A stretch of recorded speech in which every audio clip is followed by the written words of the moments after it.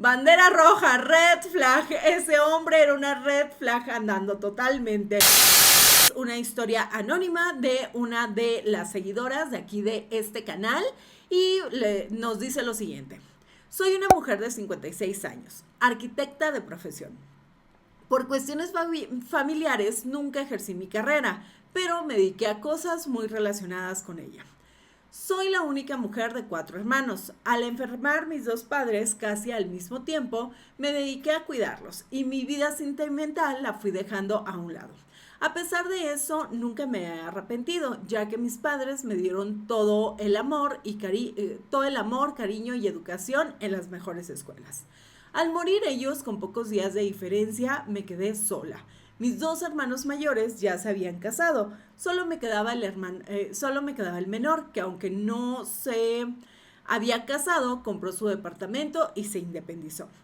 A casi un año de la muerte de mis amados padres, conocí a un señor divorciado con 2 hijos. La mayor aproximadamente de 30 años con 2 hijos y un joven de 26 años que vivía con la mamá y estudiaba leyes. Tenía 54 años y era propietario de un pequeño negocio de comida. El fuerte era la venta de menudo los fines de semana. Como yo estaba todo el día sola en mi casa, porque mi hermano, que todavía no se independizaba, se iba todo el día a trabajar y yo no trabajaba porque me había tomado un año sabático, así que un día, por recomendación de una vecina, fui a desayunar a ese lugar. Pues desde el primer día hicimos clic, empezamos a salir, al mes ya le ayudaba en su negocio y a los 2 meses él ya estaba instalado en mi casa.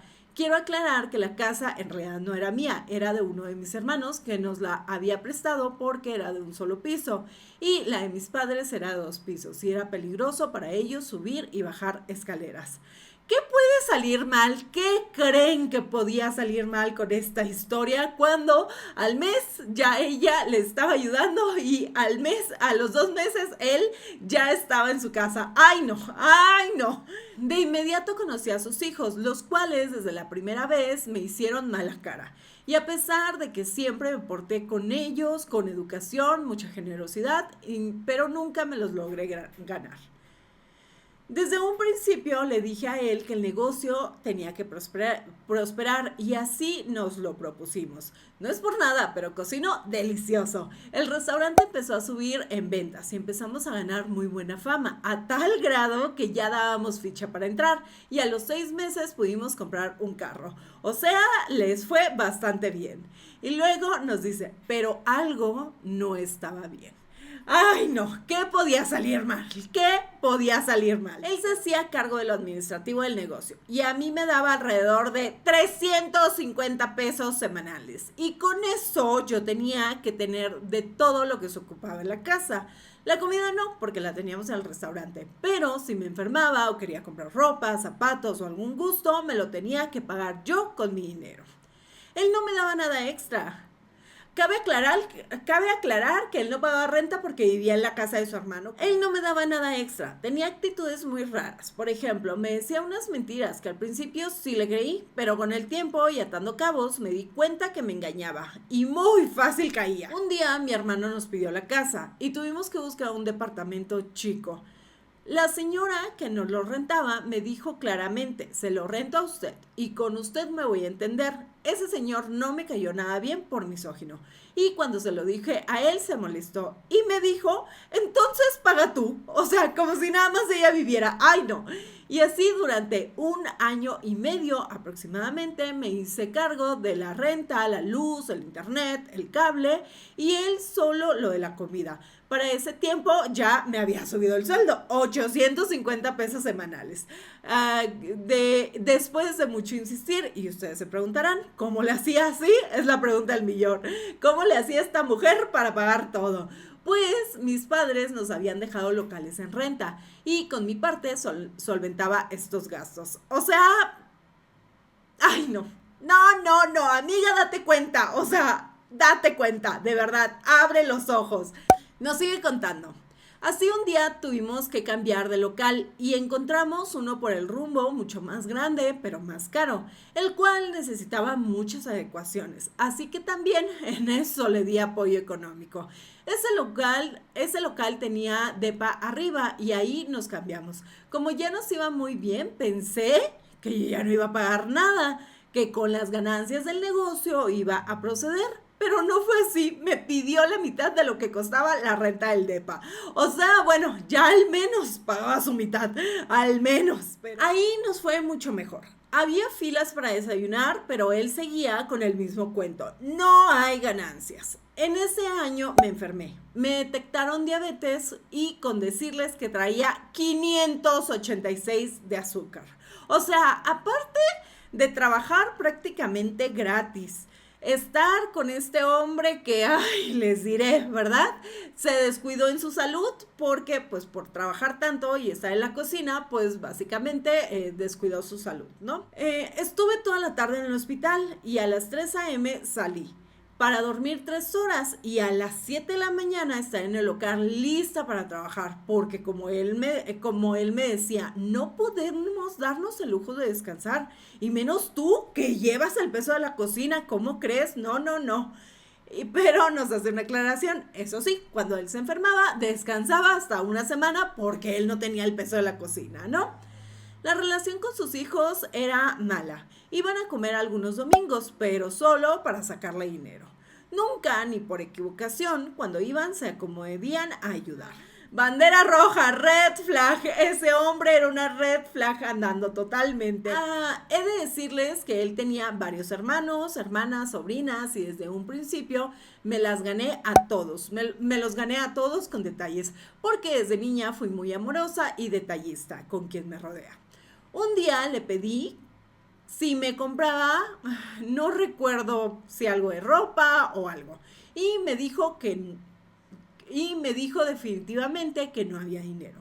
Ese día nos peleamos y como era nuestro día de descanso, él se fue solo a la calle y yo me quedé en casa a acomodar la ropa que había lavado. ¿Y cuál va siendo mi sorpresa? Que dentro de un short tenía 52,000 pesos guardados. Y cuando vi esto, pues le hablé a una tía. Esta tía me aconsejó que hiciera una maleta, tomara mis documentos y me fuera con ella a su ciudad. O sea, que agarrara el dinero. Él le decía que no tenía dinero y tenía 52,000 pesos. Aparte, ni siquiera en un banco los tenía ahí. Ay, no. No lo hice por temor a que me acusaran de robo. Pero tampoco le dije que ya sabía de ese dinero. Hasta que por noviembre de ese año, en otra discusión que tuvimos, se lo eché en cara y me dijo que iba a abrir una cuenta con su hija. Ahí sí fue el colmo para mí y le reclamé, ¿cómo que con tu hija? Si yo era la que me fregaba en el negocio y no ella. Al final lo hice entrar en razón y fuimos a abrir una cuenta donde él era el titular y yo la beneficiaria.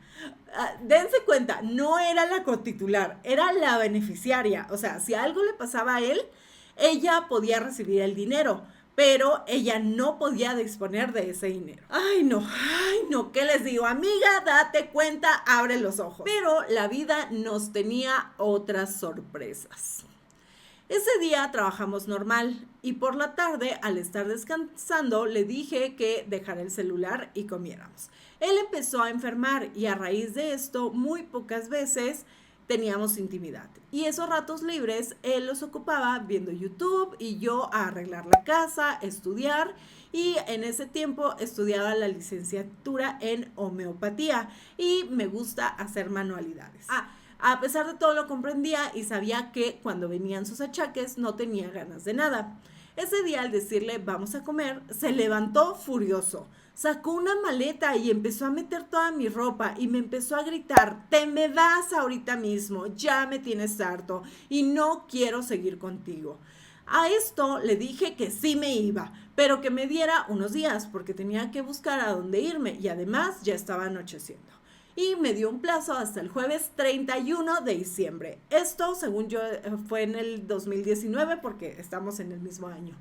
Pensé que el otro día me iba a pedir perdón y todo olvidado. Así se comportaba.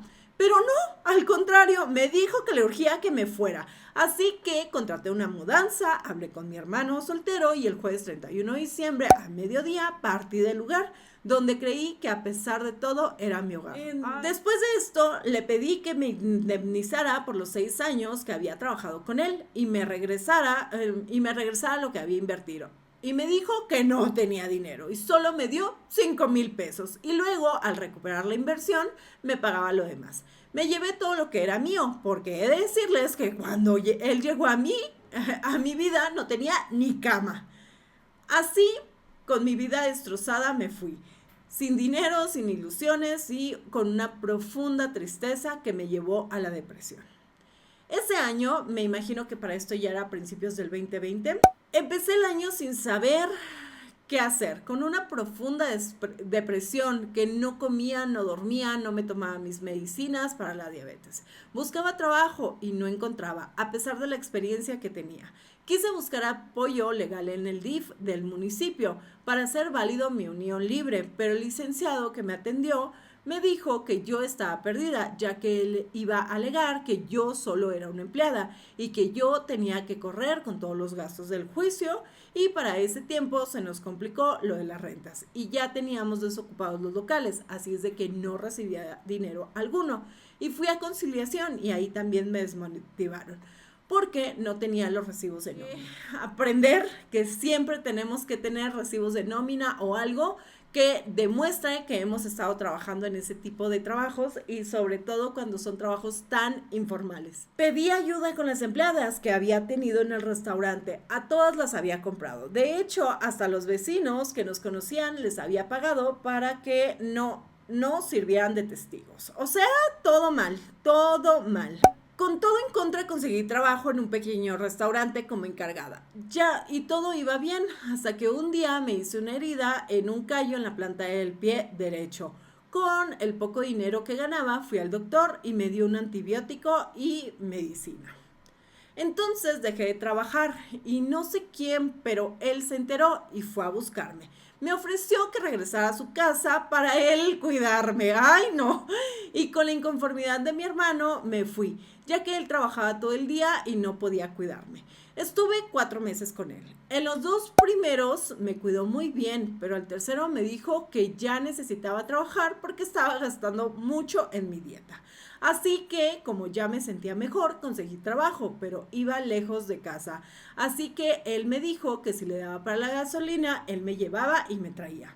Y así lo hice. Lo poco que ganaba era para mi dieta, medicina y gasolina. Y ustedes dirán, ¿por qué no trabajabas con él otra vez? O sea, ya estabas otra vez con él. Sencillamente sus hijos, quienes según iban a ayudarle, y una de sus cuñadas, no querían ni verme. De hecho, estaban en contra de que estuviera de vuelta en esa casa. Y obviamente él jamás logró poner límites con su familia, y a ella la tenía todavía de que la explotó, la maltrató, la estafó presuntamente. Ahora resulta que los hijos eran los indignados. Ay, no, amiga, date cuenta. Así fue mi rutina, 2 meses, en la cual siempre me hacía hincapié de que estaba ahí por mi enfermedad y que ni pensara que íbamos a volver. Se los juro, él se creía muy guapo y galán con las clientas y empleadas. ¡Ay, no! Aquí aplicó la del meme. Cuando la bonita le da una oportunidad al feo, y luego el feo te termina tratando como si tú fueras la fea. ¡Ay, no! ¡Qué feo! Pero también les juro que a mí lo único que me interesaba era mi salud, recuperarme y volverme a casa de mi hermano, porque esa casa ya no le consideraba mi hogar y a él lo veía muy distante. Así, en septiembre, un día yo no pude ir a trabajar, ya no podía caminar. Eran unos dolores tan fuertes que me daban desde la planta del pie a la cintura y el estómago, y me recorrían mi espalda.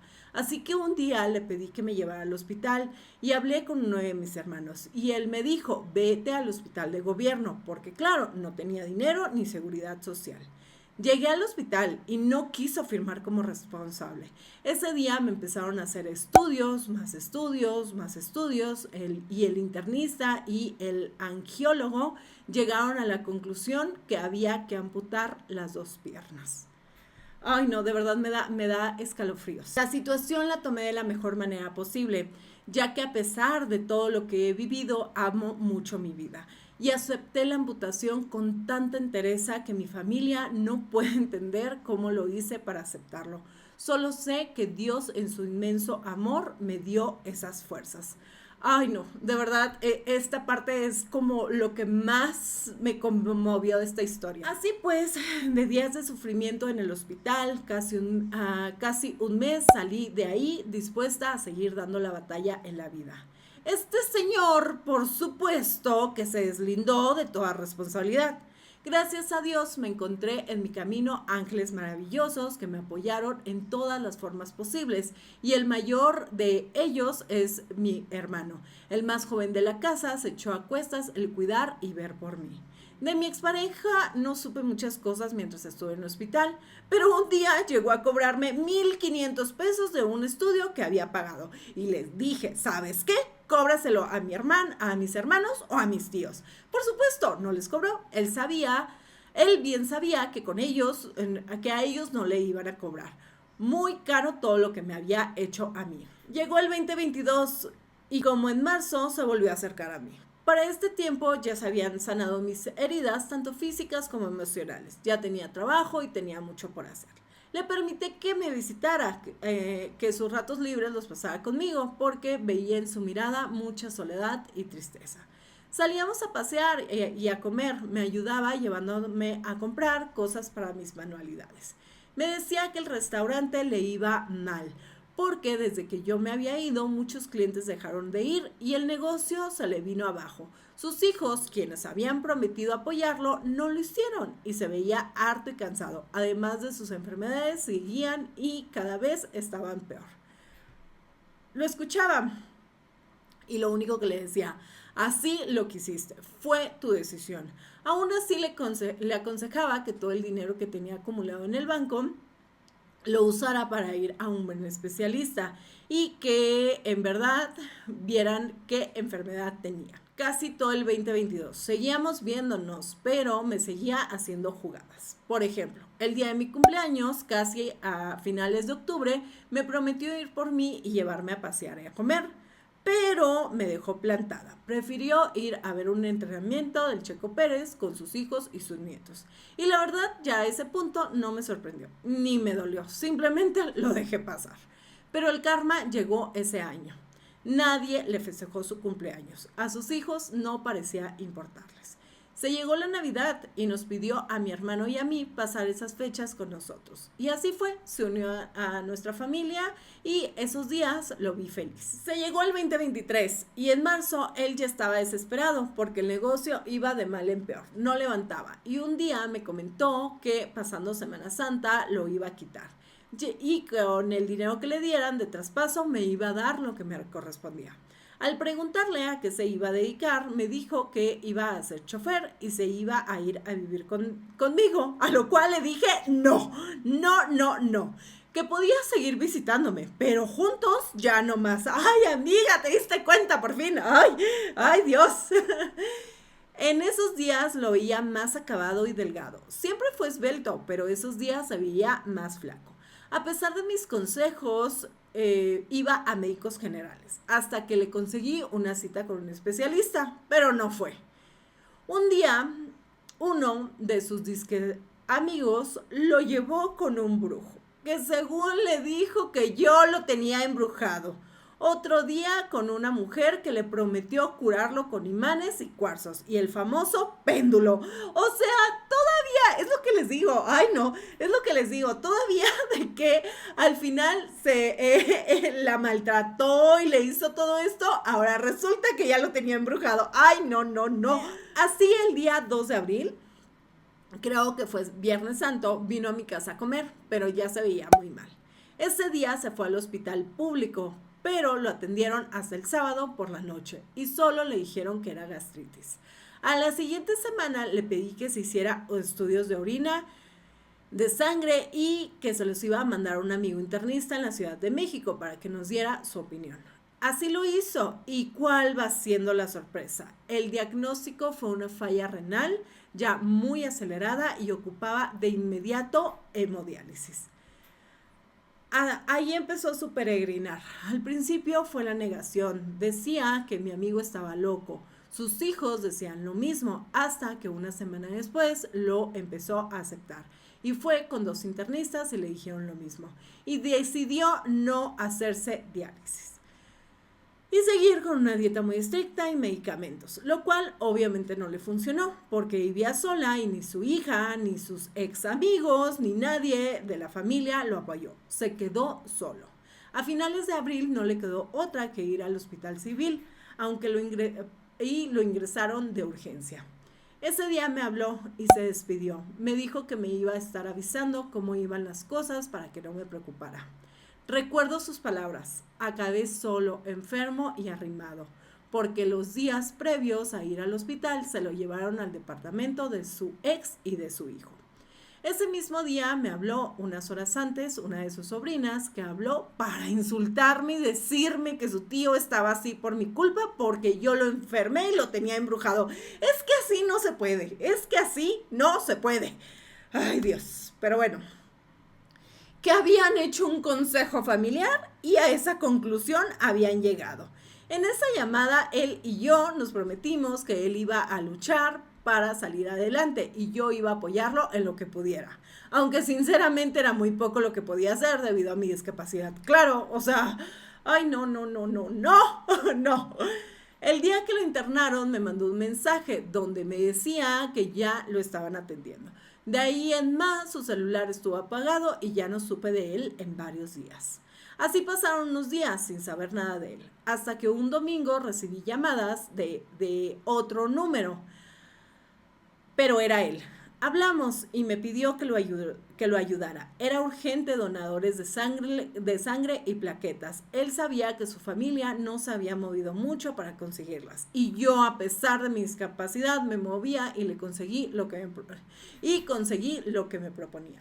Así que así lo hice. Recurrí a la TV, estación de radio, redes sociales, etc. Me pidió que me cuidara, que no estuviera triste, que él iba a salir de esta situación y que seguía al pendiente del teléfono, que él se iba a estar comunicando. Ese día me habló del celular de una de sus cuñadas. Fueron 3 veces las que me habló de otros números. En la tercera llamada que me hizo me dio una muy triste noticia. Le habían detectado leucemia en fase terminal. Ese día no le demostré lo triste que me sentía. Al contrario, le di ánimos y todo mi apoyo. Un sábado después me marcó de su celular. Al ver el nombre en la pantalla sentí mucha alegría y al fin le habían dado su teléfono para que se comunicara. En esa llamada me dijo que ya estaba en el depa de su hijo y que ya le habían dado quimioterapia, pero ya estaba desahuciado. De hecho, estaba parapléjico y que le había costado mucho marcar mi número. Me pidió perdón, yo a él. Estoy segura que los dos quedamos en paz. Fue algo muy doloroso porque él quería seguir hablando y en eso soy yo, que entró una mujer y le dijo: ya estás hablando con Tit. Y se cortó la comunicación. Fue la última vez que hablé con él. A los 2 días me habló un sobrino de él, quien es el que de vez en cuando me habla para preguntar cómo estoy. Me dijo que rezara por su tío, que ya estaba muy mal y ya esperaban lo peor. A los 2 días, el 31 de mayo del 2023, a las 7 de la mañana, falleció. Por supuesto que nadie de su familia me habló para comunicarme la noticia. Ese día me vine enterando por una vecina de él que me dio la noticia. Desde que supe la gravedad de su enfermedad, me hice la idea de que por muchas situaciones no iba a poder acompañarlo al velorio ni al sepelio. Esa familia me odia y no me iba a exponer que en mi condición me hicieran daño. En casa lloré y llevé mi duelo. A pesar de todo, no me derrumbé. Creo que con todo lo que he pasado ya estaba curtida y Dios me mandó la fortaleza necesaria. Ya pasó 1 año y 3 meses desde que falleció. No he vuelto a saber de su familia. Según me dijo alguien muy allegado a él, que había dejado dicho que lo del restaurante que vendieron, los hijos me dieron una parte por lo que me debía, pero claro, nunca lo hicieron. Las palabras se las lleva el viento. Y cuando en tu corazón no tienes a Dios, la envidia, frustración, corajes, la ambición y la avaricia son malos consejeros. Sé que en esta historia tuve gran parte de culpa, porque desde el principio no puse límites ni reglas claras en esa relación. jugó conmigo, con mis sentimientos, y no supe tal vez no quise ver el peligro, ya que yo estaba enamorada. Así es la vida y creo que ya estaba trazado en mi hoja de vida que viviera todo esto. No le guardo rencor a nadie, estoy saliendo adelante, pronto tendré mis prótesis y si Dios quiere volveré a ser independiente, llevaré a cabo mis planes. Hoy tengo que agradecer a Dios, a todos esos angelitos que me rodean y a mi hermano, el más chico, quien es mi compañía y mi apoyo, y hasta mi enfermero. Y esta es la historia. Ay, no, de verdad que yo tengo demasiados, pero demasiados sentimientos encontrados por todo. Enojo, ay, no, de todo, de todo.